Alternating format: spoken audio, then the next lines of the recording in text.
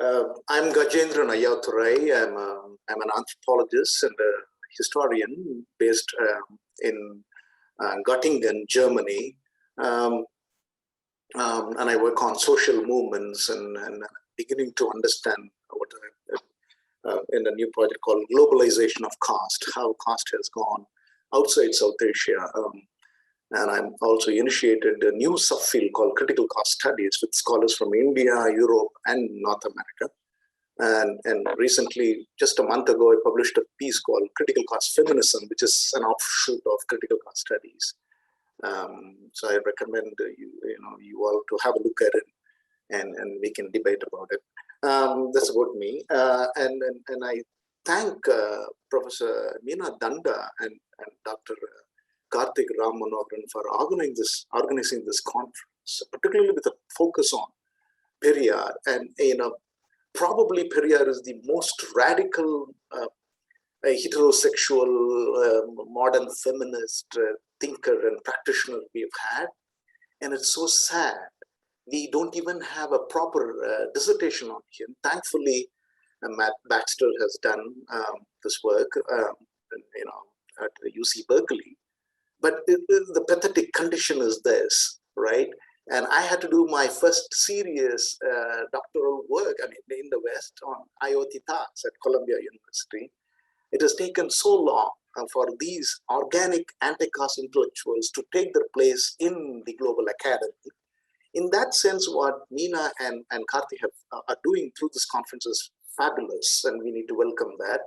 And they've brought us together, a set of scholars who I find, many times, it's been a very lonely battle for me, I thought, but that's not the case anymore. All of us have come together from different parts of India, from different parts of the world. We are taking on caste as much as we do on race and gender issues. So it's fantastic.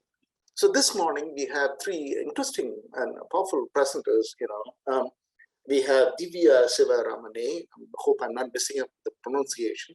And then we have Nidhin Donald, and then we have Suhasini Roy. Just a quick introduction, and then I invite you all in that order to make your presentation. And each one will have maximum 15 minutes, and please have a look at the chat so that you know in advance when you need to stop. And good. So Dhivya Sivaramane is a doctoral scholar in the Department of Political Science, University of Delhi.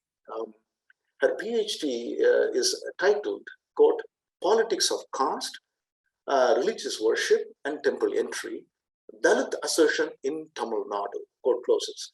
She had previously submitted her MPhil dissertation titled Caste and Identity Politics in the Electoral Arena of Tamil Nadu.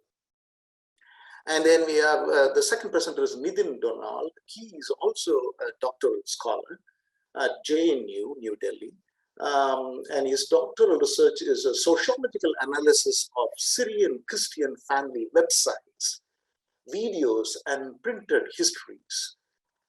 He has earlier worked with NCDHR, Delhi and Pune universities, and so on. Currently, he is also a guest faculty at the Department of Public Policy, St. Xavier's College, Mumbai, and Flame University, Pune. The third speaker is Suhasini Roy. She's also a doctoral scholar in social history, and she's from Calcutta, India. And she is interested in histories and theories of everyday life. She is currently pursuing her doctoral work in the Department of History, University of Calcutta, West Bengal. Her thesis focuses on the changing urban foodscapes, very important, changing urban foodscapes in late colonial and post-colonial Bengal. She is an avid reader of modern Bengali literature with a focus on theories, connecting literary forms and everyday life. So great. So I invite Dhivya to go ahead with her presentation, please. Thank you for the introduction, Dr. Gajendran. My warm greetings to everyone present here, and special thanks to Professor Meena and Dr. Karthik for hosting this event, and to Mike and Irina for the technical help rendered, and my best wishes to the co-panelists as well. So I have summarized my paper into 4 pages. So I prefer reading my paper so that there is a kind of flow in terms of putting forth my arguments. Uh, so my paper is titled Repudiating Religion, God and Caste, Self-Respecting Social Radicalism and Rationalism of Periyar E.V. Ramasamy. This paper is divided into 3 sections. The first section will briefly focus on Periyar's rationalist self-respect movement in terms of his critique of the Brahmanical Hindu caste system and its underlying sources and structures of oppression such as religion and God. The second section will focus on the non-Brahmin Dravidian Tamil politics with its cultural emphasis on pride and honor, meaning Manam and Gauravam in Tamil, which was a different reading of Periyar's self-respect, through which an attempt is made to look into the social implications of such a discourse on the Dalits in Tamil Nadu. The third section will briefly focus on the interconnections and disjunctions between the ritual and the social aspects of caste oppression on the Dalits. It will briefly bring in Ambedkar to discuss the phenomenon of caste as deeply social and not solely religious, and thus will brief upon an Ambedkarite reading of the rational socio-politics of the non-Brahmin Dravidian Tamil politics to bring about the limitations of a rationalist discourse in effecting justice for the Dalits in Tamil Nadu. By doing so, this paper is attempting to examine the social influences of the Dravidian discourse on caste through Periyar's views on religion and God to end caste discrimination and exclusion by seeking to direct the focus from the ritual cognitive realm to the social experiential realm where one finds the most pervasive and vicious operation of caste. Periyar's censure of religion and God was concerned with its unjust social consequences in terms of caste inequalities, gender injustices, socio-economic exploitation and exclusion of the non-Brahmins and the Adi-Dravidas, and the cultural superiority of the Brahmins due to a spread of irrational Hindu religious teachings, blind belief in divine texts preaching social divisions as sacred and indisputable, emphasizing uncritical devotion to God and Brahmin priests. Periyar had rebelled against the absurdities of the Hindu religious rules and caste practices by his defiance of godly rituals and religious scriptures, as he saw the discriminatory social practices to be coming from such hierarchical structures of caste control and religious influence. The rise and growth of self-respect movement was based on the advocacy of rationalism and atheism in order to create consciousness amongst people by urging them to think how God and religion came to be divine trappings that blindfolded them into believing, accepting, and practicing religious doctrines, sanctioning social hierarchies based on ritual norms of purity pollution, thus deceiving them into a decreasing domain of caste discrimination and exclusion. Periyar believed that to abolish caste, the sources of its origin and perpetuation, God, religion, Shastras, Puranas, Vedas, and Brahmanism has to be abolished. Only then will caste be destroyed as it emanates from these doctrines of social acts in the name of God and religion, which the Brahmins, with the power of their scriptural and ritual knowledge, used to hoodwink people into accepting and following it. Periyar thus emphasized on challenging and refuting Hindu religion, for it was the foundation on which the caste differences was sustained and the privilege and dominance of the Brahmin was maintained to the denigration of the non-Brahmins and the Adi-Dravidas to a position of inferiority, indignity, and servility. Periyar's self-respecting rationality thus critiqued the Brahmanical Hindu cultural traditions and social customs that clouded the social sense of people with irrational ritual and cultural rules, which the Brahmanical system of thoughts deemed as moral, sacred, and ethical. Periyar intended to imbue self-respect in all and make people thinking beings, as he wanted people to stop the unquestioned acceptance of ritual rules and caste regulations, influencing their personal social behavior, as often such unquestioned acceptance reduced their sense of self-worth and social living to that of low and humiliating social status, which comes to function as undisputed social norms in the society as imposed by the Brahmanical ideological structure as godly and holy. Periyar's rationalist denunciation of religion and God as the root causes of caste system led him to call for abolishing belief in God and religion for ending caste discrimination and exclusion. However, the social trajectory of the Dravidian politics and its ideological discourse of rationalist contestations of God and religion to eradicate caste did not result in socially equalizing and dignifying conditions for the Dalits in Tamil Nadu.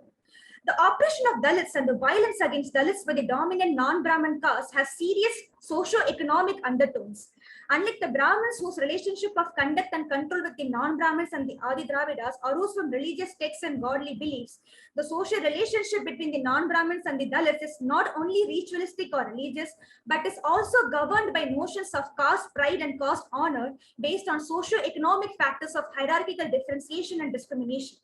The non-Brahmin Dravidian Tamil politics impression of the rationalistic conception of Periyar's self-respect differed with its more personal and cultural emphasis on the sentimentality of manam, pride or honor, in which more than self-respect or equality, one has to strive to possess and protect one's manam above anything else, as it believed that a person of honor and pride would not tolerate any acts of disrepute or disrespect. This political discourse of Manam did not overtly demand the destruction of social structures of domination or exploitation. Rather, it asked one to defend and uphold one's Manam regardless of social differences and hierarchies. Its discourse of Manam was focused on protecting the honor, pride of Tamil language and culture, the Dravidian South Indians and non-Brahmins from the domineering influence of Brahminical Aryan North Indian Hindi Sanskritic structures. Upholding Tanmanam Gauravam became a privileged social asset to be preserved for the maintenance of one's higher social position. The Tanmanam and Gauravam, which is pride and honor of the non-Brahmin, was continuously awakened in its opposition to the established Brahmin superiority, who evoked his self-worth in an antagonistic relationship with the Brahmin, whereas in the later times, the very same Tanmanam Gauravam of the non-Brahmin became a matter of the non-Brahmin power and privilege, which the non-Brahmin aimed to preserve by asserting a superior self-worth as against the caste below and lower to them, that is the Dalits. Several cases of caste violence against the Dalits by the higher caste and Tamil social sphere, such as caste hatred killings involving intercaste love relations and love marriages, brutal murders of Dalits who were elected as political representatives and leaders, restrictions barring Dalits from using and accessing common wells, streets, cremation grounds, from owning agricultural lands, separation and seclusions in living, occupational and mobile spaces are many such incidents which depict the cruelties of caste and the Dalits and explain the social nature of the functioning of caste in the interactions and relations between the higher caste and the Dalits, where the Tanmanam, Gauravam and undisputed, the influence and Adhigaram, the authority of the higher caste is given predominant social protection to the subjugation and subordination of Dalits. For instance, in various non-Brahminical, non-Vedic deity temples, the higher caste have prevented Dalits from entering the temple and from worshipping the deity from within and inside the temple precincts. They are barred from the participation in worship rituals, sacrifices, and festivals in honor of the deity and the temple. Dalits are coerced into performing socially degrading customary services in worship rituals and are prohibited from being deity or temple priest.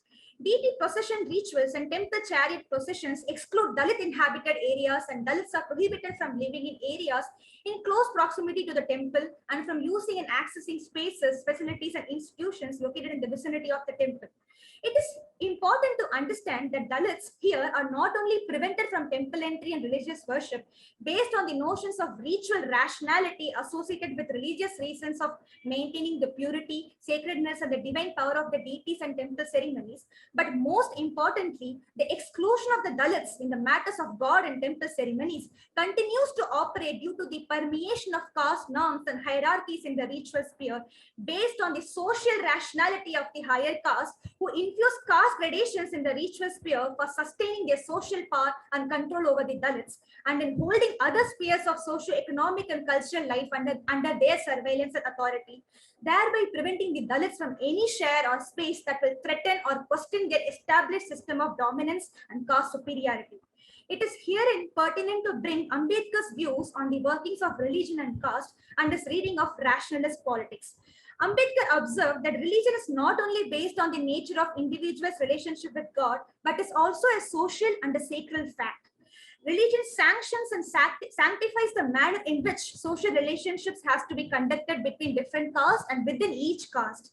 Ambedkar also points out that although religious is social and sacred is social, all that is social is not religious or sacred, thus differentiating the functionings of the social from the religious and the sacred.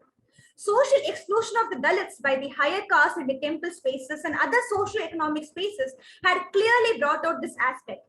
It is important to understand that the Dalit response to caste atrocities has also significantly directed its contestations to this domain of the social experiential realm of caste oppression. This social aspect of caste oppression is in a way also brings out the limitations of the non-Brahmin Dravidian Tamil politics, particular form of rationalist engagement with the question of caste injustices, which I think can be best explained by quoting directly from Ambedkar, which is where I would conclude my observations for this theme. To the rationalists, as Ambedkar explains, elimination of irrational and superstitious practices will lead to the elimination of social injustices, as rationalists believe that intellectual enlightenment will persuade people to withdraw from socially irrational and unjust practices.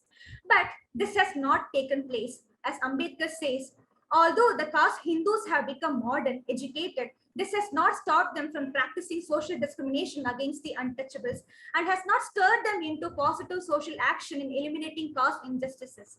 To quote Ambedkar in detail, why does reason fail to bring about social injustice? The answer is that reason works so long as it does not come into conflict with one's vested interest.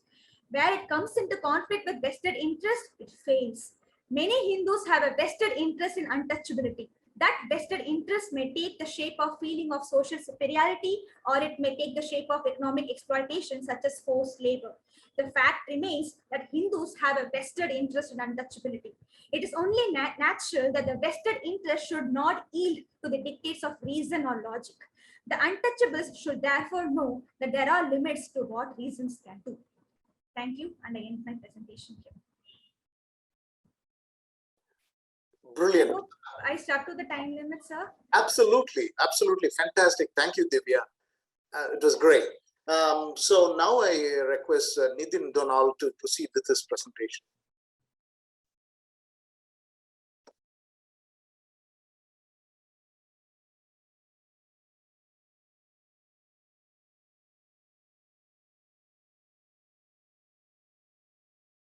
You're muted. You need to unmute yourself.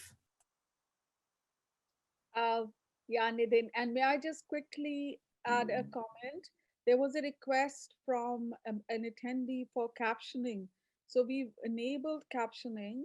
And if you're not able to follow, or for some reason the accent is unfamiliar, you can press on the caption button and see the transcript at the bottom of the screen. This is a message for all attendees. Thank you. Nidhin, please start.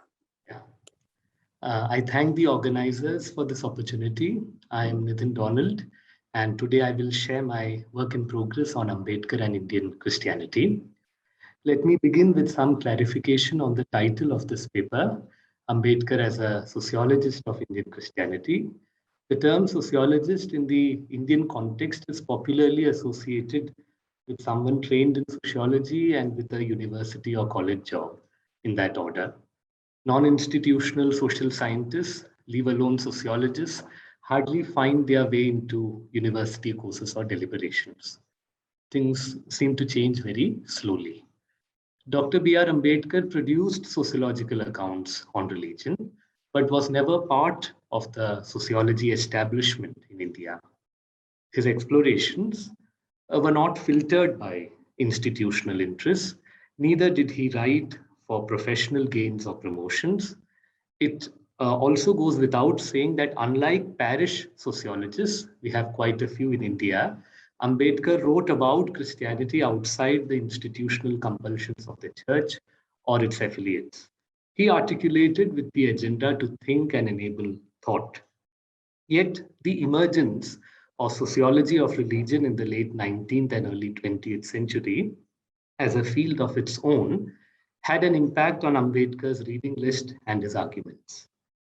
Let me also add that I do not wish to fix Ambedkar as a sociologist in any narrow sense.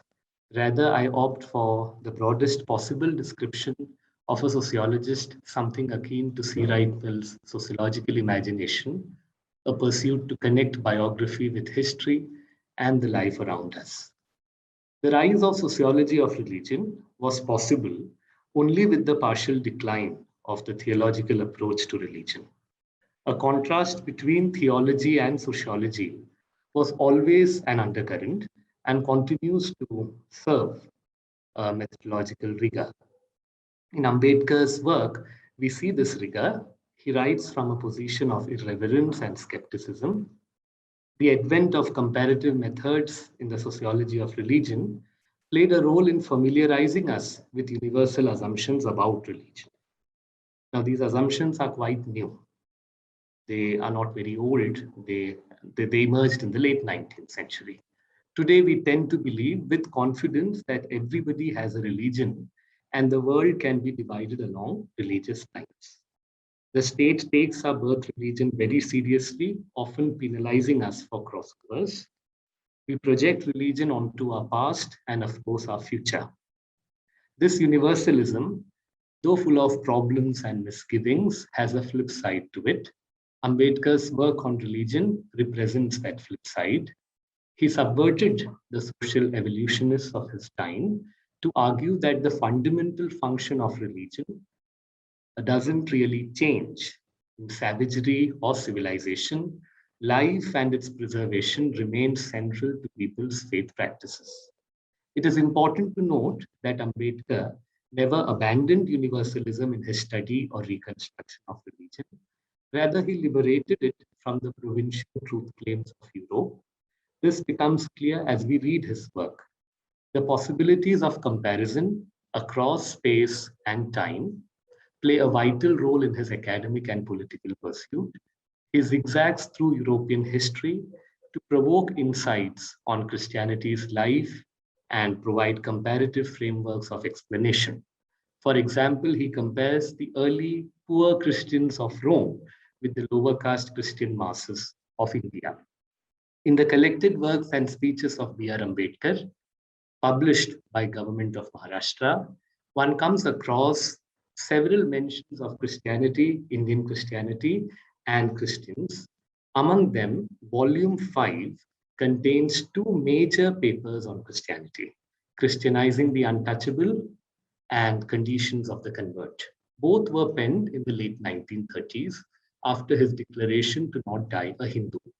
Ambedkar describes his own work on Christianity as close and impartial. The early 20th century did witness the emergence of few national leaders and intellectuals among Indian Christians. Prominent among them were George Varghese, Rambekil Kurula George, K.T. Paul, etc. However, one doesn't find any meaningful instance of Christian engagement with Ambedkar's question during this time. On the other hand, Gandhi was a man of all seasons for the Christian elite. This contrast is crucial as Ambedkar categorically addressed through his writings the Christian lower caste masses, as opposed to Gandhi's ecumenical dialogues with the Christian elite and the missions. Sociologists of Indian Christianity often complain that Christians are discussed only in the context of conversion, making them subjects of suspicion. While Ambedkar addresses the issue of conversion in great detail when it comes to Christianity, he doesn't stop there. In fact, the moral, social, political, and economic life of the lower caste Christian lies at the heart of his inquiries. Caste, he acknowledges, has a specific history among South Indian Christians, and he explores this Christian life of caste. An important feature of Ambedkar's approach to religion is his separation of religion from theology. He observes that the former is made up of usages, practices, observances, rites, and rituals, and the latter's object was to merely nationalize them. For him, delinking religion and theology lends the former to sociological analysis. He also rejects religion as innate, inherent, or personal. Rather, like language, religion is social and a mechanism for individuals to participate in the society. And since religion is social and it fulfills social functions, it is only proper that a person should have the right to ask how well her religion has served its purpose. Thus, we can and should question religion. It should be underlined that Ambedkar discusses religion not as someone comfortably seated within its folds. He stood at a fault line, a contradiction. This position, not simply an ascription, but a cultivated one, shaped his sociology of religion. In his works, we see him develop a framework to evaluate religions and their comparative strengths and weaknesses. While doing so, he closely considered the ramifications of conversion from the perspective of not just the untouchables, but also the caste Hindu majority. For example, in one of his writings, Ambedkar is seen suggesting that Sikhism would be a safer option for the depressed classes from the perspective of the caste Hindus, as this would ensure the former's Indianness and thereby their claim to participate in national politics. On the other hand, considering the Christian elite allegiance to the colonial rule, conversion to Christianity would mean a further strengthening of the British and at the same time adding on to the vulnerabilities of the untouchable. Ambedkar's explorations on Christianity can be broadly divided into the following sub-themes: Christianity in the context of conversion, Christian demography in the late colonial period, history of Indian Christianity, Indian Christians in the context of caste, and the national life of Christians. A common thread which binds these themes, something like a super theme, is his awareness that most Indian Christians come from marginalized caste backgrounds. Ambedkar is also one of the foremost scholars who outlined Gandhi's approach to Indian Christians. Let me quickly touch upon some of these points briefly. Ambedkar in his writings emphatically poses the question, does the Indian Christian community count in India? He observes that in spite of their high levels of educational achievement, the community doesn't add up to much in national affairs. He listed 3 reasons for the absence of Christians from the national public life. 1, their small numbers, and also their regional marginality. 2, dependence on missions as opposed to the state. And 3, and probably the most important point, the disunited nature of the community. He argued that the Indian Christian is a statistical phrase and nothing more. Consciousness of kind, a phrase Ambedkar expanded in his undelivered speech Annihilation of Caste, is central to his definition of community. He distinguished community from society and understood the former as extended kinship, which protected its own with tender love and moral indignation. Clearly, Indian Christians were not a community in that sense of the word. Ambedkar warns that the inability or indifference to participate in national affairs will cost the community dearly. He identifies Gandhi's hostility towards Christians as an indication to what may come their way in future. Gandhi's attitude had 2 aspects to it. 1, total non-recognition of the Indian Christian masses, and 2, permanently placing them under the garb of suspicion. This meant that the process of denationalization of Christians was already underway and had taken its roots in Indian social structure as part of the nationalist movement. When Ambedkar argued that Christianity would denationalize the depressed classes, he wasn't really decrying Christianity. Rather, it tells us that Ambedkar held a bleak view of the nation to be, and exactly for the right reasons. Interestingly, Ambedkar times Gandhi's hostility towards Christian missions and Christians after the Yola decision of 1935, where the former declared that he won't die a Hindu. Ambedkar observes that Gandhi, taking a cue from the tradition of comparative study of religion, postulated the concept of equal respect for all religions in his interfaith dialogues. This was a shift from the earlier principle of equal tolerance. Ambedkar argued that equal tolerance gave space to error and scrutiny, while equal respect shuns any scrutiny and assumes that religions are equally true and valuable to everyone. Through his writings, Ambedkar is seen posing several questions to Indian Christians, especially Dalits, who form the majority. These questions were social in nature and had a strong bearing on their dignity and liberty. Questions such as, can an untouchable after conversion to Christianity take water from a public well? Are his children admitted to a public school?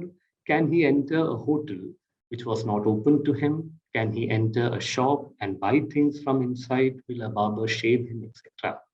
Ambedkar didn't really separate the promise of Christianity from the objective conditions of life. If the latter remained unchanged, he challenged the very purpose of religion. Ambedkar argued that in order to change the status of the untouchable convert, two processes were required. One, the attitudes of the Hindu needs to change, and two, the attitude of the convert should also witness transformation. In both instances, Christianity disappointed him. Firstly, Christian masters were always dependent on the idea of miracle, according to Ambedkar, and this actually led to a situation where there were no substantive social programs to do away with caste. And two, the attitudes of the converts didn't see radical transformation, as Christianity, the choice of Christianity was not to fight Hinduism, was made not to fight Hinduism, but rather Christianity acted as an addendum to old ways. And moreover, and this is a very important point, Ambedkar felt that the teachings of the Christian church and its focus on original sin and forgiveness was a sociological disaster for the untouchable convert. And Ambedkar then goes on to list 3 reasons for the stunted growth of Christianity in India.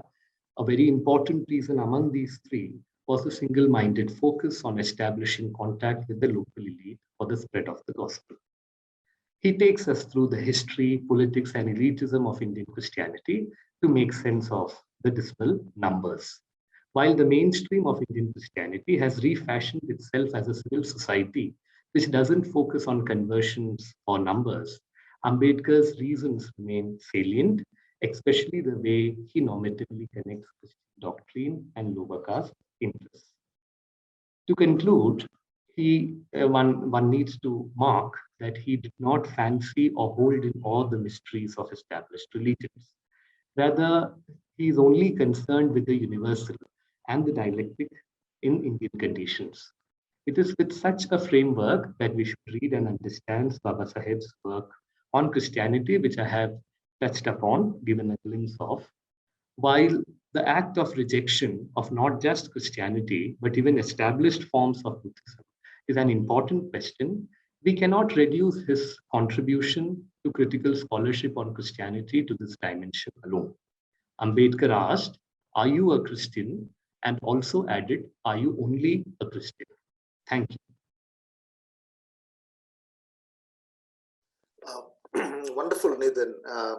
And you also were right on time. So thank you so much. And now I invite Suhasini Roy to go ahead with the presentation. Thank you. Hello, everybody. The title of my paper is Barishaler Jogen Mondal, Construal of the Undisputed Dalit Leader of Undivided Bengal through a 21st Century Bengali Novel. So, Barishaler Jogen Mondal is a Bengali novel, a historical novel. We show you that it's a vast novel. This voluminous book, containing over 1,000 pages, it revisits the socio-political arena of undivided Bengal from 1937 to 1947 by construing the eminent Dalit political leader Gajendran Mondal as the central figure. Published in 2010, the novel provides a rich ground for collocating our contemporary experience with a crucial and formative phase in the history of Indian subcontinent, from election for formation of first provincial governments in 1937 through the Second World War and towards independence and partition. The author defines his locus in the novel through Gajendran Mondal, the historical figure who hailed from a very humble background and rose to the height of an undisputed Dalit leader in pre-independence undivided Bengal. By espousing him, the novel develops and articulates its viewpoint that situates itself at a farthest point in the spectrum of power. With adherence to this definite Shudra perspective, the text navigates into history, challenging many of the discipline's standardized interpretations and in process problematizing our understanding of dimension and scope of Dalit identity and politics. So in this paper, I share my experience of reading the novel. I find that At the crux of the text's dynamic engagement with Jogen Mondal lies a fundamental affinity the author shares with his protagonist. The novel holds on to this historical figure not only for his life account, but also for framing the ideas and theoretical foundation of the novel. In other words, the approach of the novel is not only to expound, but to adapt Mr. Mondal's own standpoint to revisit politics of his time and also to utilize this perspective to form an understanding of our own contemporary politics. In my reading, Jogen Mondal is simultaneously the purpose and the subject of this novel. I intend to present my reading of the novel in 4 interconnected, thematically subdivided sections. The first section, Shudrattva, deals with the author's conceptualization of Dalit life world. The next section explores the novel's understanding of history of nationalism and positioning of Bengal's Dalit politics in relation to the broader process of nation building. The third section discusses Jogen Mondal's political career and evolution of his ideological disposition. And the final section analyzes eventual failure of his political line in the backdrop of war and famine-ridden Bengal in the mid-1940s. So, starting with the first section, Jogen Mondal belonged to the Namasutra community and for long inhabited the riverine deltaic tracts of eastern Bengal. Reconstruction of the Namasutra life world is a central theme of the novel, not only for its reflection on Mondal's background, but also for providing the theoretical foundation upon which the author reveals history of late colonial Bengal. The author reconstructs the meaning of Shudrattva through persistent and well-manifested references to the socially entrenched forms of upper caste domination in the Namasutra life. Belonging to the lowest level of caste hierarchy is what defines Shudrattva. It is through continued degradation of the Sudra social and cultural status that the upper caste reinforce their privileged position within the Hindu society. Shudrattva thus is the flip side of the scheme of power. By focusing on Dalit's life world, the author searches for alternative understanding of Shudrattva that accepts powerlessness as a prominent social reality, but endeavors to challenge the elite constructed meanings of it. The depreciative Shudra existence, as essentially entailed in everyday practices of labor and work, is also intimately connected to the surroundings, the land and the environment to which the community belonged. Shudrattva thus shares material as well as conceptual inseparability with the landscape, and in turn gives a specific character to it. The author explores this mutuality of relationship in the context of the Namasutras and their habitat of the deltaic riverine plains of Middle and South Bengal. He shows how the conceptual underpinning of Mr. Mondal's political philosophy was rooted in Shudrattva, both in terms of the lived realities of marginalization, which Mondal wanted to transcend through Dalit's right to political participation, and in affective speciality of belongingness that provided the conceptual framework for Dalit's self-assertion. So coming to the next section, the novel engages with the history of Indian nationalism and develops understanding of both theoretical aspects and political processes of nationalism in India. Conceptual affinity of nationalism with Western Enlightenment rationality rendered an imbued conceptual modernity. Yet, at the level of activity, Indian national leaders were often confused while struggling to construct achievable visions of free Indian nation. The colonial administrators, on the other hand, keenly exploited these dilemmas. Indian nationalism retained a strong caste Hindu and elite bias. This Hindu nationalism aimed to engulf all alternate visions of the nation. In a similar vein, Brahmanism attempted to absorb the sectarian, ethnic, and even religious diversities within its fold. The Indian National Congress despite being the largest and most significant nationalist organization, failed to go beyond its Hindu character. Failure to acknowledge Jinnah to utilize non-hegemonic position of the Muslim League to represent Muslim politics during the 1937-38 and to befriend the alternate Muslim political groups, especially those in the Muslim majority provinces like Krishak Praja Party in Bengal.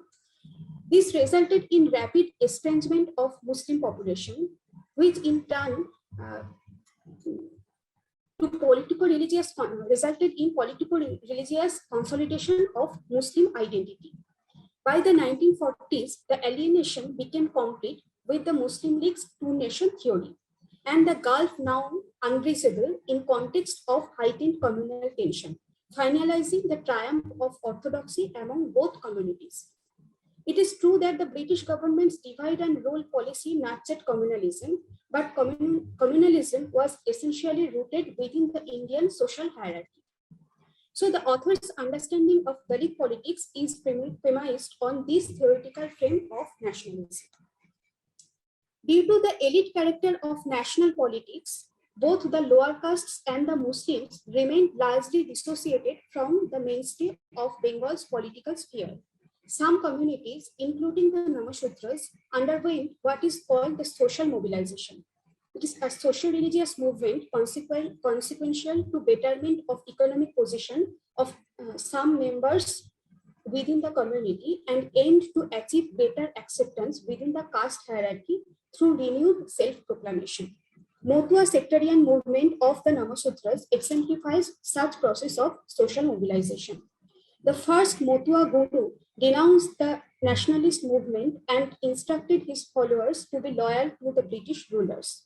Roots of this loyalty should be traced in the social and educational opportunities Dalits could enjoy due to colonial intervention in Indian society. However, since the 1920s, some from within the educated and socially established members of Dalit communities associated themselves with mainstream Indian politics. Most of them achieved political eminence as part of their social accomplishment, through which they managed to uplift their status to meet that of the upper caste Bhadraloks. These leaders often joined one or more of the existing political parties like the Indian National Congress, the KPP, Krishak Praja Party, or the Hindu Mahasabha.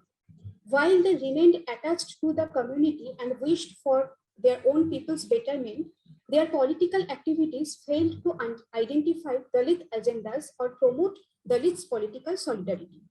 In Bengal, thus, Dalit politics was underpronounced for long, a fact that perhaps prompted some scholars to argue that caste discrimination was insignificant in modern India's social hierarchy.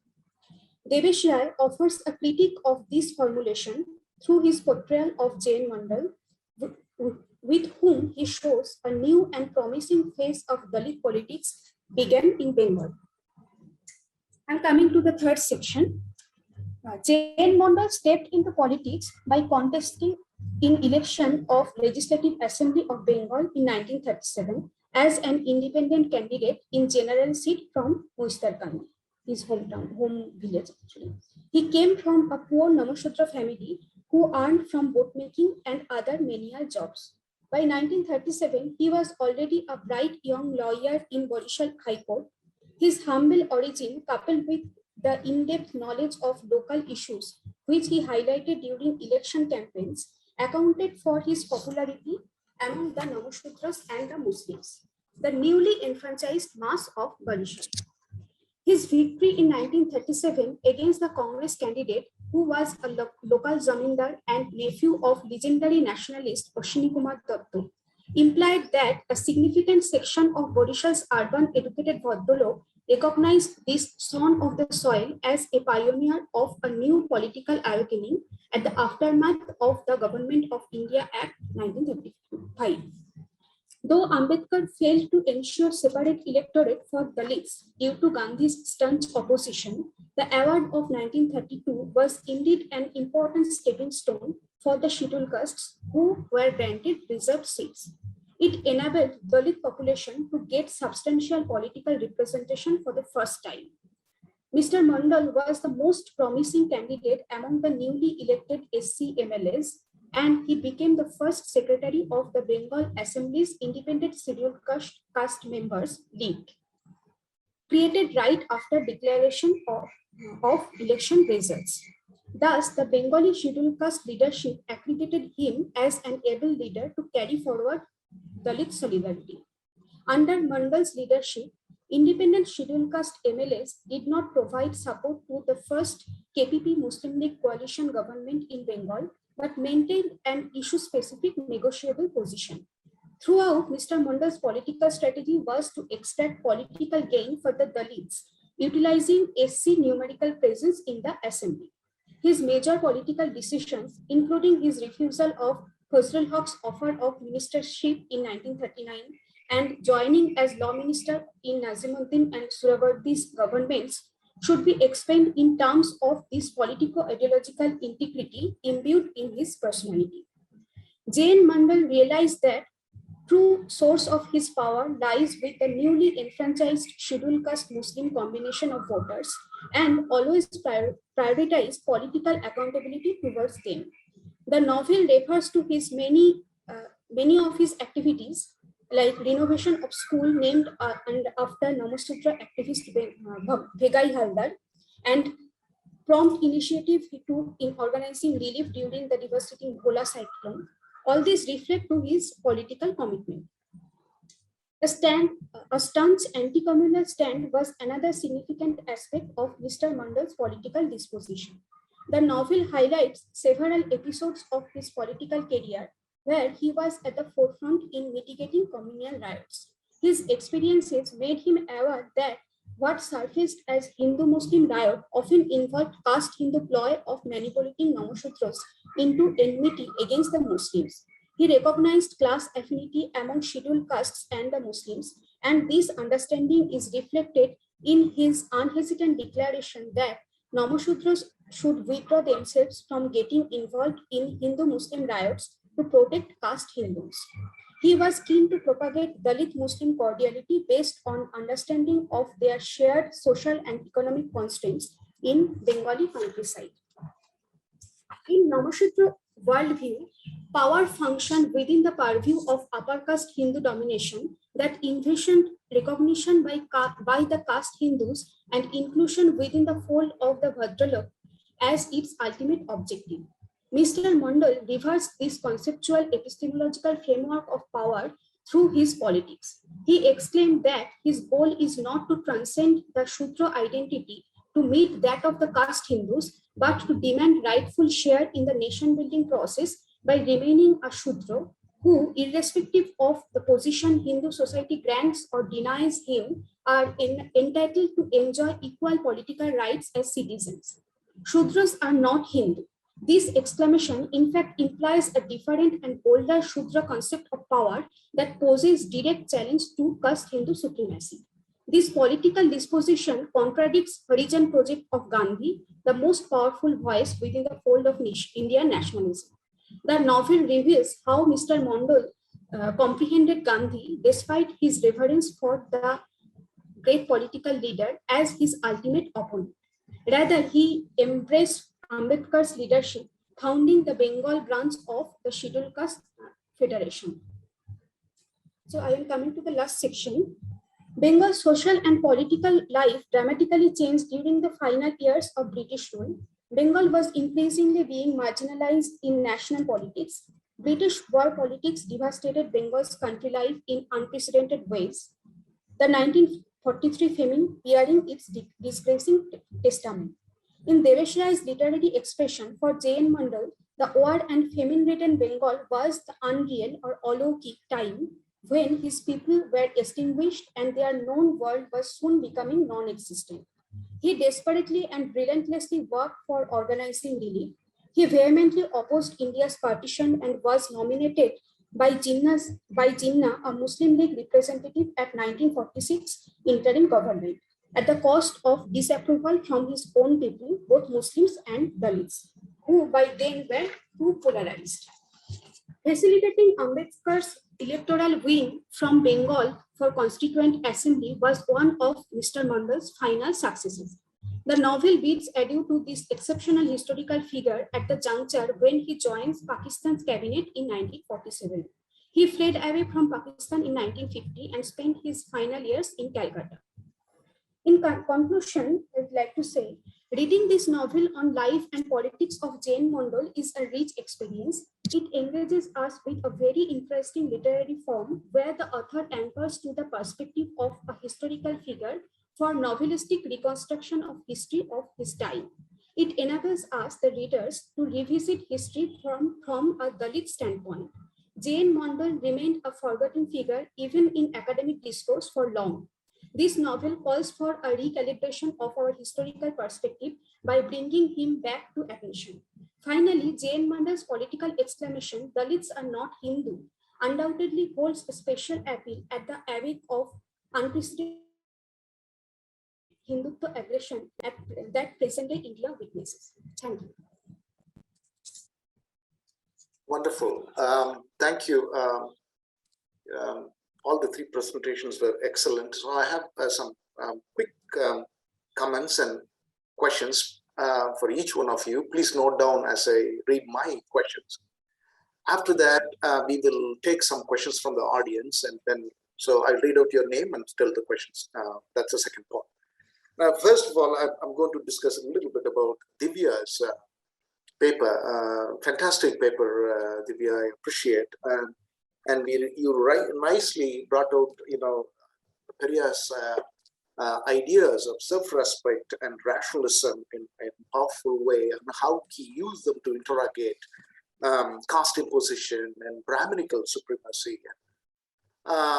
Definitely, he was a very radical thinker who understood, how Brahmin male power played a crucial role in the perpetuation, the invention of untouchability, probably the worst ever human invention, I would say, that fractured humanity like never before, and we have not understood that yet.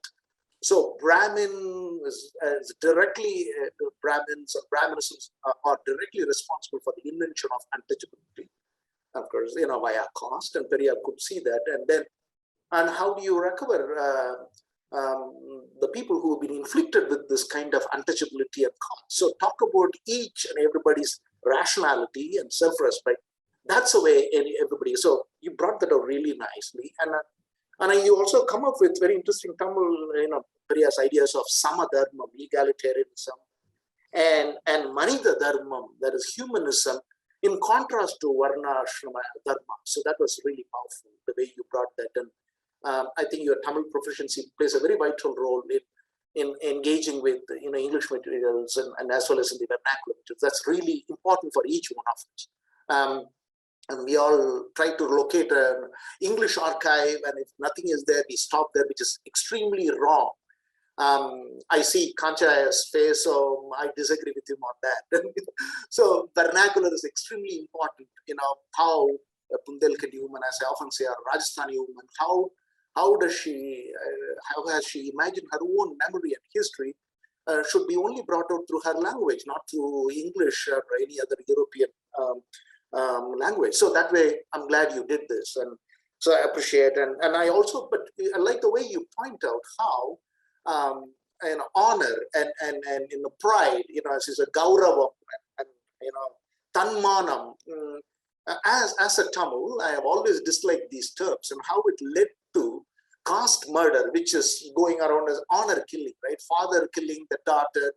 You can't see some of the videos. Nidhin, I think I recommend you to see some of these caste-based, caste murders and videos and pictures in Tamil Nadu. It's unbearable. So I'm glad you brought this out. So thank you for that. And so I have some quick questions, Dhivya. I would like to collect them. Maybe you can answer them together if you want, for the sake of time. So I would like you to say a little more on, what you say as Periyar. He said to reconstruct a humane and rational society. This has been my intellectual struggle with Periyar. Reconstruct means what? There has been a construction in the past, and you bring that and reconstruct vis-a-vis the caste society. That means we need to think about pre-caste society, and which could lead to post-caste society. So Periyar, how far did he have enough of ammunition, enough of ideas to help us with reconstruction? I understand his criticism of, his ideas of self-respect and humanism, all that. But to reconstruct, to consider myself that before caste was inflicted on me, I've been a casteless person. Do you have anything to reconstruct that history? Could Periyar help? And I want to extend this to Ambedkar, Tas, and any organic intellectual who has been at the forefront against Brahmanism. So I'd like your thoughts on that. And at the same time, I find you, Dhivya, using the word Dalit. I agree with you. I understand what does it mean, and then how has it spread, and so on. I interview people, anti-caste folks in Tamil Nadu, in India, and other states, as well as abroad. They don't want to be called as Dalits. They just want to be called as casteless and anti-caste people. You see, so when we use the term Dalit with the hindsight, what does it do to an anti-caste theory and practice of Periyar? So I would like you to, and then, but one major criticism, please accept, Dhivya, you have missed out something profoundly. That is, where is your gender perspective of Periyar on this presentation? I mean, he is an inspiration for our critical caste feminist thinking, right? And he is a towering figure. If you want me to choose Periyar for one thing, even more than caste, I would put him at that gender emancipatory aspect. So you should have brought him all along through this presentation, which I would request you to consider. Now, to Nidhin, thank you, Nidhin. Even though you work on Syrian Christians, you've really taken the time to bring out Ambedkar as a sociologist. I've recently approved a paper that is going to come from a top journal, which engages Ambedkar as an anthropologist, and how his criticism is extremely important to take on post-colonial theorists who have valorized caste, who not engage with caste, or romanticize Brahmanism, and so on. So there is this now effort to engage with Ambedkar as a philosopher, as an anthropologist. You are doing your bit to sort of, think about him as a sociologist. So thank you for that. It was really powerful. And his universal notion of Christianity, all that, and yet he comes up with a critique. I love the way you brought about that and these details. Great. And then also, your explanation of Ambedkar's thought as, Indian Christianity as just a statistical phrase is really powerful, right? So you cannot generalize, and then especially when you point out when through Ambedkar, Tamil Christians vis-a-vis Telugu Christians and so on is so real, right? And it is in this context, probably I have some questions, please note these down. And also, before I go to the question, the way you rescue kinship, from the biological aspects through Ambedkar to talk about community formation that doesn't have to be biological, right? So the tragedy of anthropology is getting stuck with the biological aspects of kinship studies. I studied anthropology at Columbia. I ran away from that concept, never liked it because of its biological obsession. And you're trying to rescue Ambedkar and then see and show him as how he was trying that you and me can connect with this notion of kinship. Really powerful. I appreciate that. So regarding questions, Nidhin, I've been always puzzled by modern Christianity and its obsession with caste. We understand that, but we need to talk about pre-colonial Christianity, about which we don't know much. We have a long history of Christianity in India, right? It's one of the oldest religions of India. So Christians are our native citizens. Muslims are our native citizens. They have been there from 711, right? Vis-a-vis the castes, Christians and Muslims are our native citizens, and they've been there. So what do you say about the pre-colonial Christianity and its anti-caste notion, say Thomasian tradition and so on, which you seem to could have, given your understanding of Christianity, could engage with Ambedkar, and probably he missed that out. Ayyathurai takes it seriously. He ridicules and rejects modern Christianity, but talks about pre-colonial Christianity, which he thinks was a lot more humane and inclusive. Likewise, he appreciates Islam for being inclusive. I mean, Ayyathurai, right? So that's one.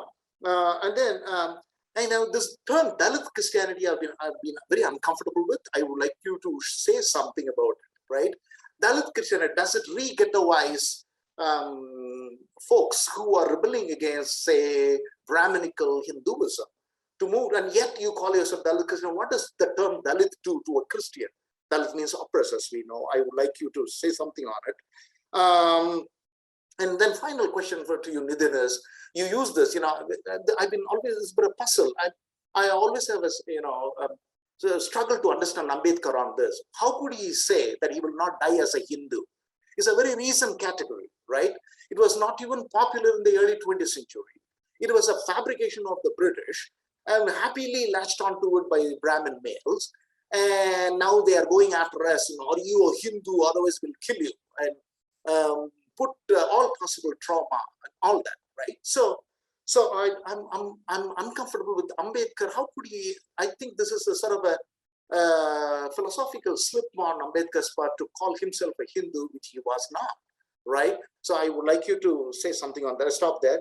With Suhasini, now I move to Suhasini. Roy, thank you for this, and you gave us a paper at a very short notice. We really appreciate you for that, Suhasini. Thank you so much. And you are helping us to understand Jogendran Mondal through through a novel written by a Bhadralok person, if I understand his name right, Barishaler, right? So it's great, Bengali privileged groups are taking and beginning to understand Jogendran Mondal a lot more seriously. So that's really good. And the novel is powerful.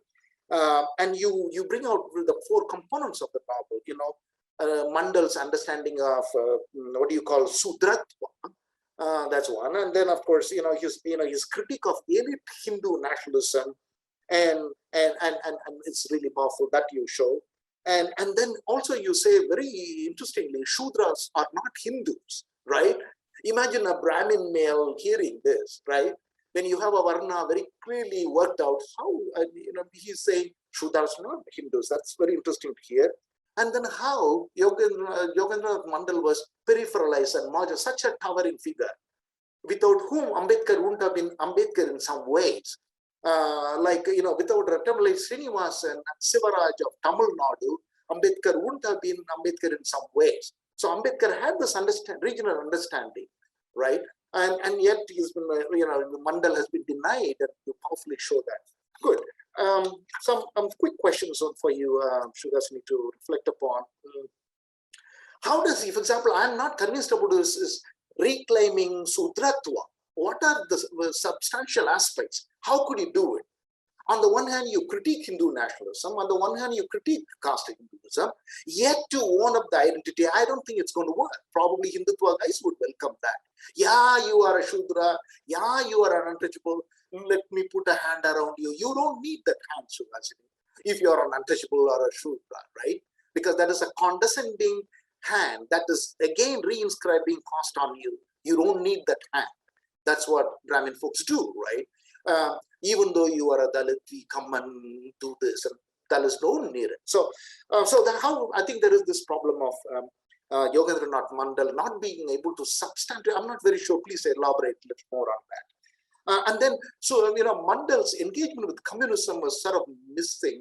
What are his thoughts on communism and how did the pre-colonial and post-colonial, I would like you to. And the final thing that I found that probably in this work that you engage with novel, you need to use other scholars such as Dwight and Sen, who has come out with a powerful book on Jogendran Mondal, and weave them in. Historians, and you don't have to necessarily agree with this, historians or any of us, anthropologists and so on, but you need to critically see what they say and then engage with. Otherwise, you will be stuck in the novel and debate race standpoint. So you need to get out and critique the novelist and critique some of the organic intellectuals' positions too. So I stop there, and you reflect, and you can condense my questions and say, and then we will go to the audience questions. Thank you guys for listening. Dhivya, Nidhin, and Suhasini, that order very quickly. Thank you. Okay, go ahead, sir. Go ahead, Dhivya. Yes, sir. So I think I'll go with the reverse order. I'll go with the third question first. Why I failed to address the gender question when I was discussing about Periyar. This somewhere I felt the Savana Hindu women, especially, so if I want to speak about it, I want to speak from my own student experiences in the university hostel. So when it comes to women's question or women's issues, all these girls, as girl students, they all come together and they fight for women's rights, girls' emancipation, all women coming together, standing united and fighting for our just cause and everything. But when it comes to aspects of caste or class, there is certain kind of caste elitism that seeps into the Savana Hindu women's discourse. For instance, when COVID was happening, okay, so there are the sanitation staff in our hostel. So they're mostly from the Dalit background, and they do all kind of cleaning and sanitation in our hostel premises. So when it came to acknowledging them or recognizing them for their work, for what they do, or even in matters of like hugging them or even extending a handshake, I've seen certain high caste Savana women refusing to acknowledge them. They'll be like, that is their work. What they are doing is their work. I said, but you as a woman, you should stand in solidarity with another woman who's doing this job, regardless of whether we are paying for them or not paying for them. But somewhere I felt there was a hidden discourse of caste within their mentality. Okay. And also, if I want to say in terms of culture, if you have seen the movie Mandela by Yogi Babu, that when Yogi Babu with his assistant goes to do the shaving thing to an upper caste household, there is this Savana Hindu woman who deals with Yogi Babu, who is a Ambedkar Barber caste, we can say. The kind of abuses that this Hindu Savana woman, upper caste woman uses against the Yogi Babu, the scheduled caste character there, and the kind of language, the body language that she uses itself says that she is highly casteist. So what I want to say is, even women, the aspect of gender is not immune to caste. I have seen Savana Hindu women also engaging in extreme acts of casteism. I was just able to tell you two recent instances from my own personal experiences, how they engage with certain aspects of caste despite attaching notions of women's freedom, women's emancipation, but when it comes to the aspect of caste, they stand apart. They get divided. I just even want to bring another thing. So there is this upper caste Hindu Savana woman. She's an animal lover and she likes to help dogs and feeding them. And she helps in terms of giving them eggs and meat. But since she's a vegetarian Hindu Savana woman, she herself doesn't want to touch the egg and give it to the dogs directly. She wants to feed the dogs. She's an animal lover, but she doesn't want to touch the egg. So the working of the caste in her mind is not absent there. It is very much prevalent. For her, it is not caste. It is just a cultural habit. But I see caste there.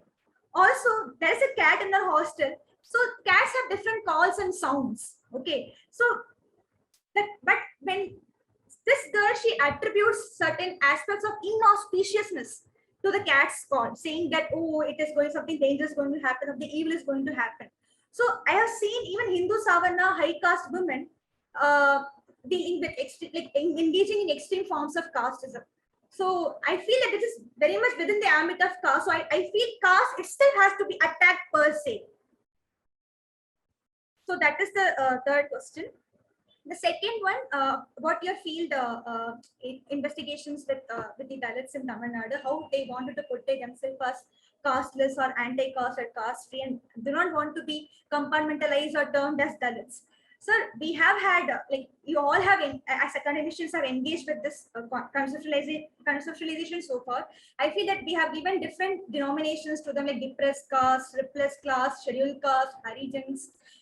But I think Dalits themselves have owned up this thing. It is coming from their experience. It is both, the term Dalit is both political and social. It's not only me saying it, others have already addressed it.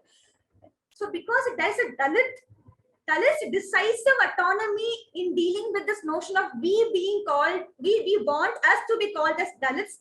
We should, and here Dalit, it's not devoid of being castelessness and not being dividedless of Anti-caste. Dalit means anti-caste. Dalit means castelessness. Dalit means envisioning an egalitarian society free of caste. So that is how I would want to see the term Dalit has, and that's how Dalits themselves see Dalit. In fact, society should be how the Dalits see and envision it. So that will be an anti-caste society. The third question, which was actually a first question, that you had a problem with how Periyar stated that we have to reconstruct a humane and rational society in a way. It means that it's not like looking into the aspect of a society which was devoid of caste. And so I would want to say, sir, here the term reconstruct, right? So there was a construction that happened. Okay, like you said, the caste was imposed, caste was brought in, and that it was a very conscious social, ritual, cultural exercise. Even Periyar himself states that if you read B. Animuthu's compilation of Periyar's writings and speeches, and even Periyar's writings in Vidudalai, Kudiyarasu, and Puratchi, Periyar himself says, when we see the Tamil social sphere, we see certain things as God's action and human action. Okay, Kadavul Seyal, Manida Seyal. So Periyar himself says that whatever was beyond human comprehension, whatever was beyond human understanding, we were very uncertain, unsure about it. There was a fear of the unknown. So we deemed it as God's action. And there were certain humans in one way or the other, to different stages of their life, use that notion of God, use that notion of that fear of the unknown, the fear of the natural forces and sources, and invoke this prism of God and religion and constructed a society that was advantageous to them. And that's how different aspects of caste gradations and caste divisions seeped in. That's why when we read the works of, even in your dissertation, you have spoken about Ayyathurai, and we read about Ambedkar, they have described about a society that was free of caste, that was casteless.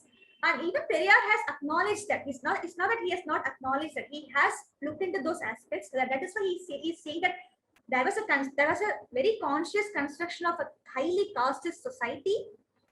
That is why we need to deconstruct it, for which he used the tools of self-respect and rationalism, and in some aspects atheism. He charged his rational critique against different aspects of inequalities and injustice, politically, socially, economically, sexually, gender-wise, culturally, linguistically, regionally as well. So there was a deconstruction that was happening to Periyar's critique. And reconstruction, I would say, will come from Dalit standpoint. Okay, the reconstruction is how the Dalit has envisioned it. Dalits have done it in different ways. One is, some Dalits have, like yesterday Anish was discussing in the context of Iravas in South Malabar, like the Iravas and the contemporary Nadas in Tamil Nadu, they also have done similarly. Either Dalits have gone for reformism within the Hindu religion, trying to decode practices, highly caste practices within Hindu religion, or they have looked into another religion for an emancipatory social practices, converting to Christianity or Islam, or they have created their own religious or cultural discourse that was free of this unjust social caste practices or gender injustices or class inequalities. So Dalits have refashioned the idea of a society that is caste free, that is egalitarian, that is against all these evil practices of untouchability. So the reconstruction of a human society should come from how the Dalits see it and how the Dalits envision it.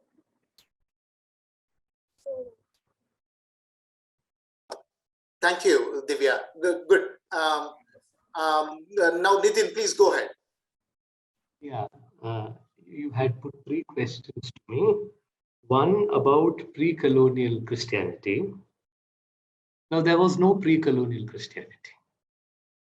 Pre-colonial, you had pre-colonial Nasranis of Kerala, and they realized that they are Christians along with the rest only in the 19th century.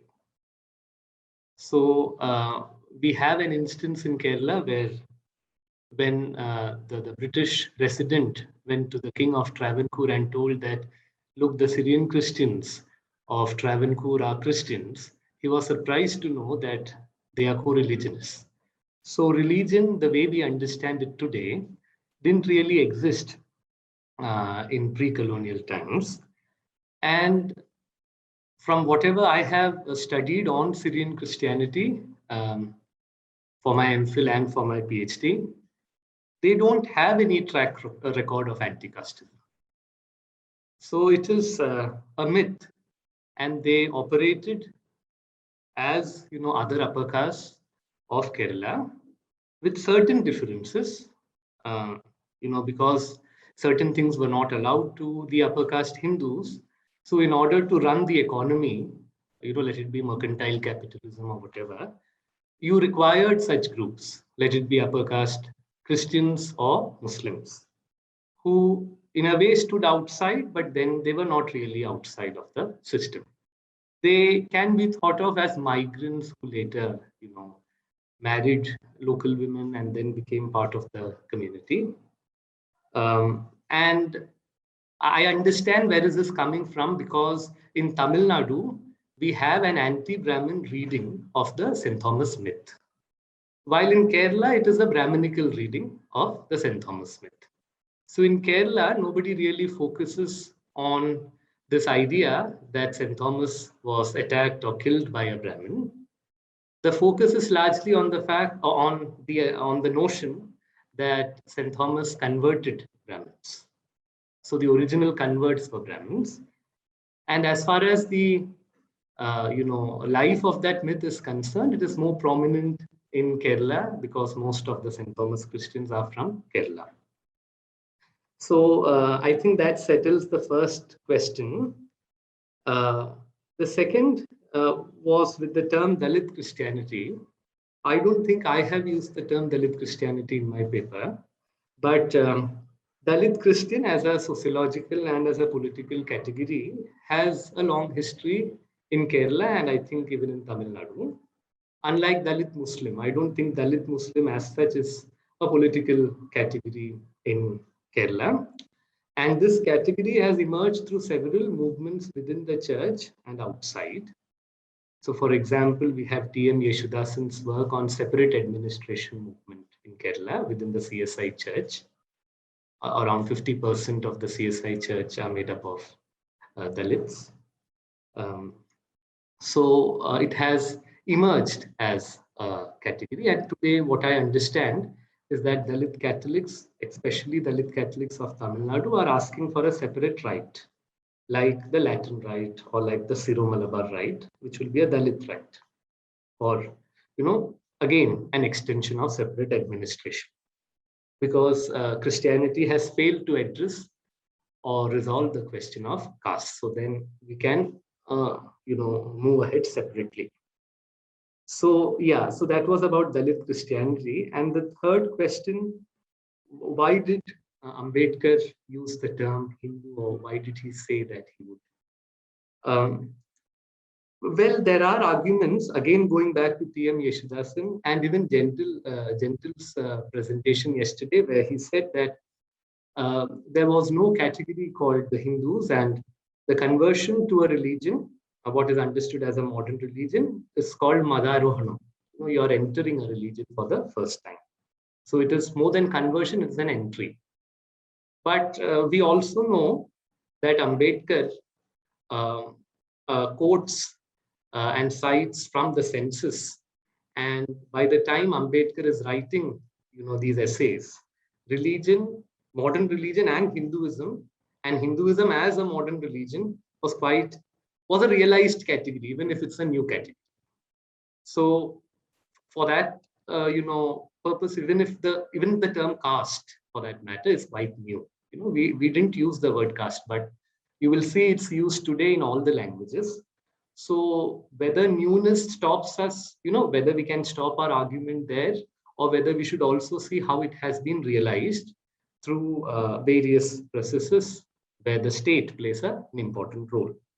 So in that light, I think it makes sense when he says that he won't die a Hindu, because Ambedkar clearly is engaging with the ideas of world religion, and he's also, sharing the assumption that there are world religions.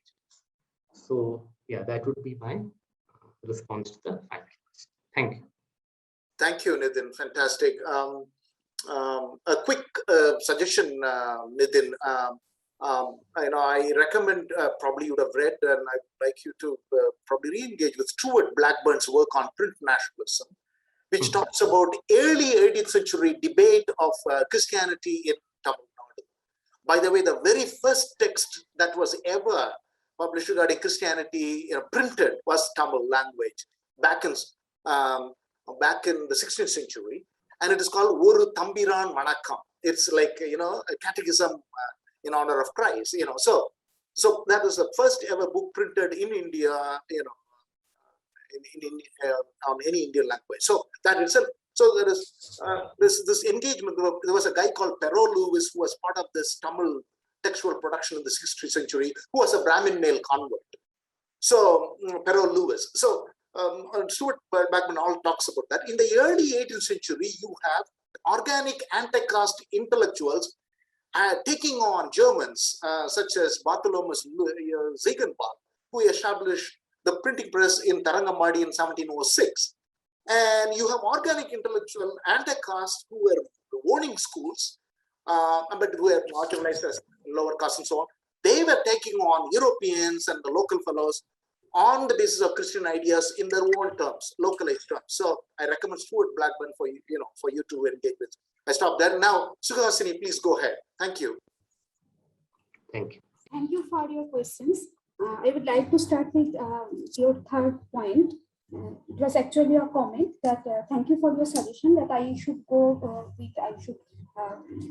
refer to the other works, especially that of Doipayon Shen. That book was actually published in 2012 or 13, only 2 years after the novel I discussed. So both these works were very contemporaneous. But what I am planning to do that, planning to discuss these works in my broader work, when I will develop the paper more.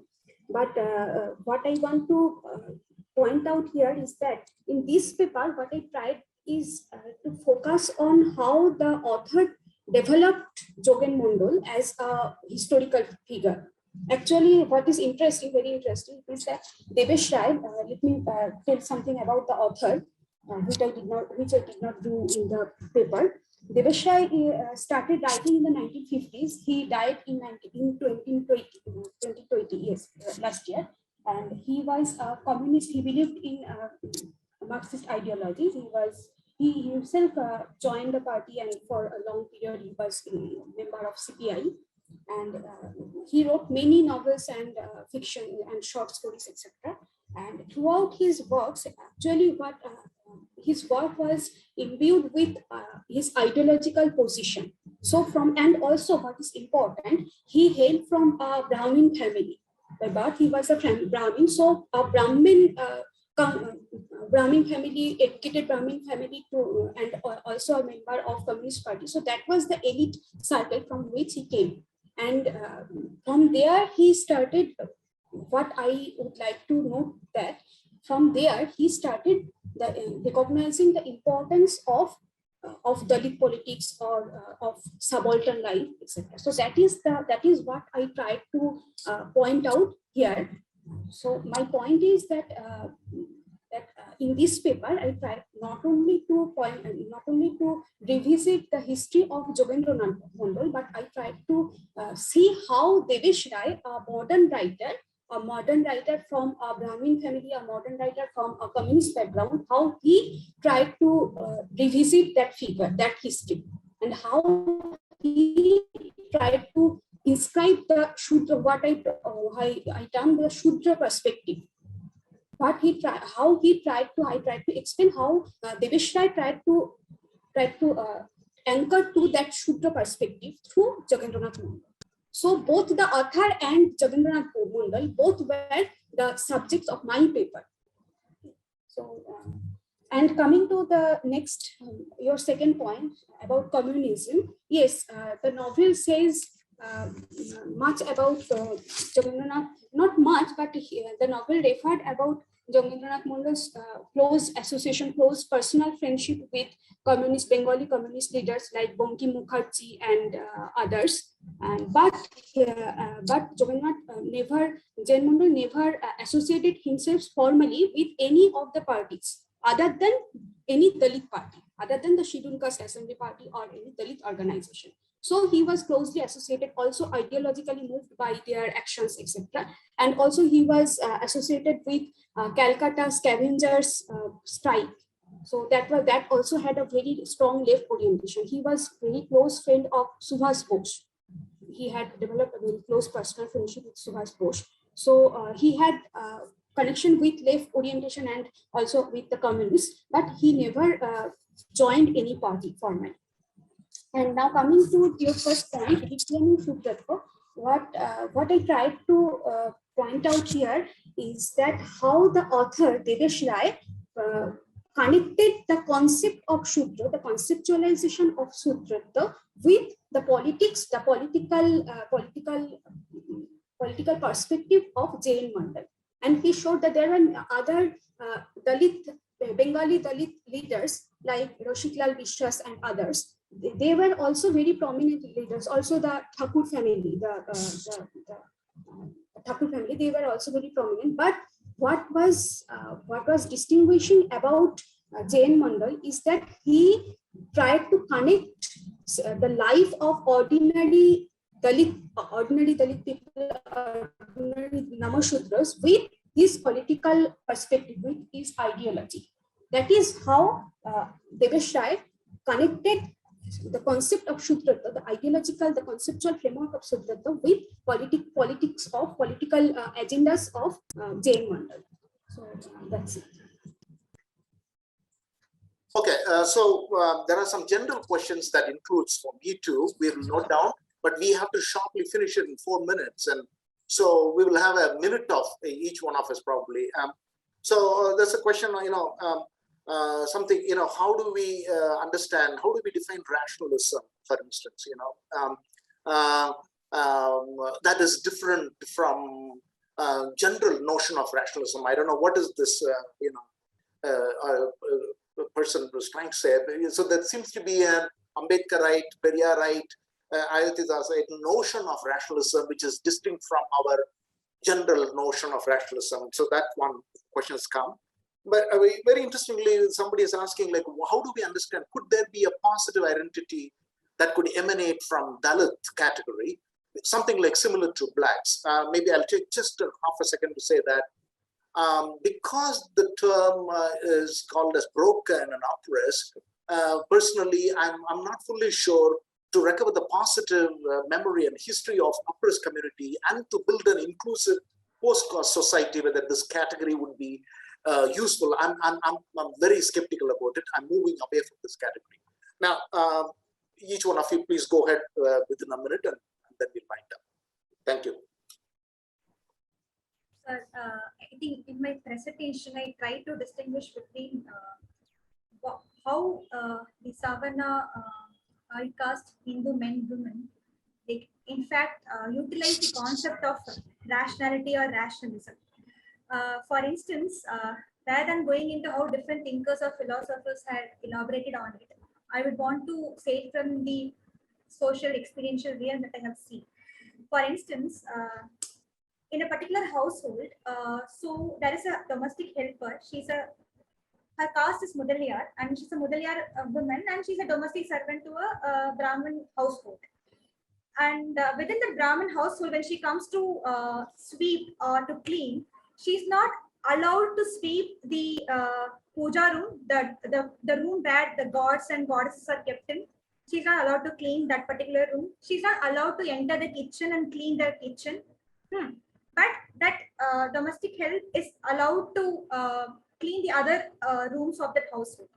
Now, the argument of this, the owners of this Brahmanical household is that, see, first of all, she's not of our caste. So she should not enter the room where the gods and goddesses dwell.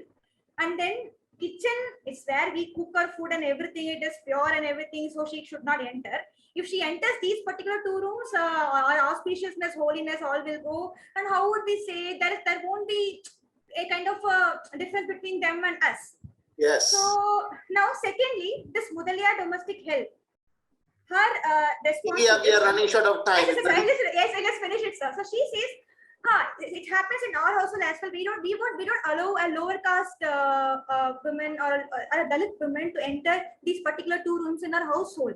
So how the rationality works in both these things? It's social rationality. Both of them are speaking their own social positions of hierarchy. They want to retain their high casteness, their high superiority, and that is how they're projecting their rationality into how they are practicing these unjust practices and justifying those caste acts. So all of them are oppressed, but then they see the oppression of the other as fine. That's how it should stay, and we are happy because we are enjoying and we are getting advantage from it. So rationality, that's happening within your own prisms. Just go and explore and see how it works and start critiquing it. Agree. Thank you. Nidhin and then Suhasini, please. About scientific rationalism, I think that if we bring in, like Dhivya did, if we bring in empirical data which questions the way things were framed at a certain point of time, it actually extends or deepens scientific rationalism and reason. So I don't understand this dichotomy that way. So that would be my response. And whether categories can be emancipatory or not, I think it is for the social movements to decide whether categories are, in any way liberative, or whether change of words would, do something. For example, Ambedkar also rejected the term, all other terms, and at one point he said we should embrace the term exterior castes. So you will find that terms keep changing, and there are many Christians, including my father, who would not identify themselves as lower caste Christians. They would only call themselves Christians.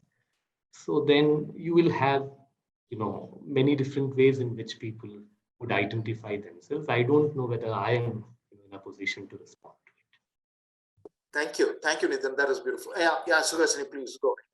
Yes. Coming to the another question you raised about whether the category Dalit can be explained as equivalent to blacks. So in respect of everyday life experiences, I think that that we can compare these. So actually everyday life experiences of oppression, of everyday degradation, that is what defines Dalits. So that way we can compare these two terms. Wonderful. I apologize to the organizers for exceeding the given time by a couple of minutes, but I think we had a beautiful, heartfelt, sincere discussion. I deeply appreciate the panelists. You're all doing a great work, and we are here to learn more from you. Thank you for your participation. Off to you, Meena. Thanks. Thank you, Gajendran. It was marvelous, really excellent panel, and all the papers were very thoughtful, full of detail. And even though it looked like you are taking, but actually you're pretty much spot on. Just 2-3 minutes over is fine. We will meet again after this short break for our 5th panel, and it is the 2nd panel today. So I urge you to rest. As I said yesterday, go and see some green, walk about, drink some water, relax, and come back. Recharge for what is yet to come. Thank you, everybody, for staying with us, and continue to stay with us a little bit longer. Thank you.